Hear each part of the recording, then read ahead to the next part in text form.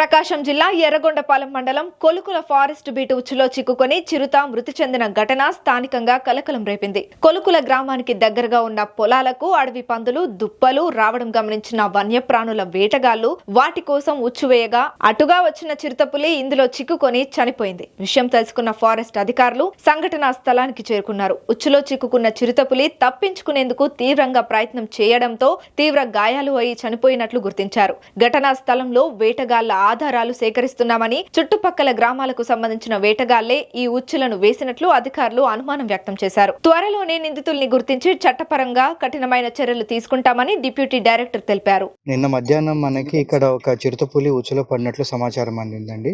అది అప్పుడు బతికే ఉన్నది. వెంటనే మనకున్న వెటనరీ డాక్టర్స్, మనకున్న ఎన్ఎస్టీఆర్లో ఉన్న వెటనరీ డాక్టర్స్ని పిలిపించడం జరిగింది. దానికి మత్తు ఇచ్చి దాన్ని ఉచ్చును విడిపిద్దామని. అయితే అది ఎప్పుడైతే ఉచ్చులో ఉందో బాగా అది విడిపించుకోవడానికి ప్రయత్నం చేయడంలో ట్రామాటిక్ షాక్ వల్ల చనిపోవటం జరిగింది. ఆ ఉచ్చులు ఇక్కడ దగ్గరలో ఉన్న వాళ్ళు ఈ పందుల కోసం పెట్టినట్లుగా తెలుస్తున్నది.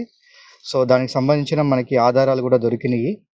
దాని మీద దర్యాప్తు జరుగుతున్నది. మేము వాళ్ళని పట్టుకోవటానికి ప్రయత్నం చేస్తాం. ఇప్పుడు సాయంత్రం 3:30 దాకా బతికే ఉందండి. అదే బతికించడానికి ప్రయత్నం చేశాము. మన వాళ్ళు అది మందు తీసుకొని ట్రాంక్యులైజ్ చేయడానికి దారిలో ఉన్నప్పుడు అది బాగా వైలెంట్గా విడిపించుకోవడానికి ప్రయత్నం చేసింది. ఆ క్రమంలో పక్కన ఉన్న చెట్లకి వాటికి బాగా కొట్టుకొని లోపల ఇంటర్నల్ హ్యామరేజెస్ అయ్యి చనిపోయింది అది. సో ఇది ఇట్లాగా ఉచ్చులు పెట్టడం అనేది చాలా తప్పండి. అది వైల్డ్ లైఫ్ ప్రొటెక్షన్ యాక్ట్ ప్రకారం పెద్ద నేరం అది. ఇది ఇప్పుడు ఏదైతే చేశారో దానికి 3 నుండి 7 సంవత్సరాలు జైలు శిక్ష పడే అవకాశం ఉన్నది. కాబట్టి ఎవరు కూడా దయచేసి ఇలాంటి ఉచ్చులు పెట్టడం కానీ ఇలాంటివి చేయకండి.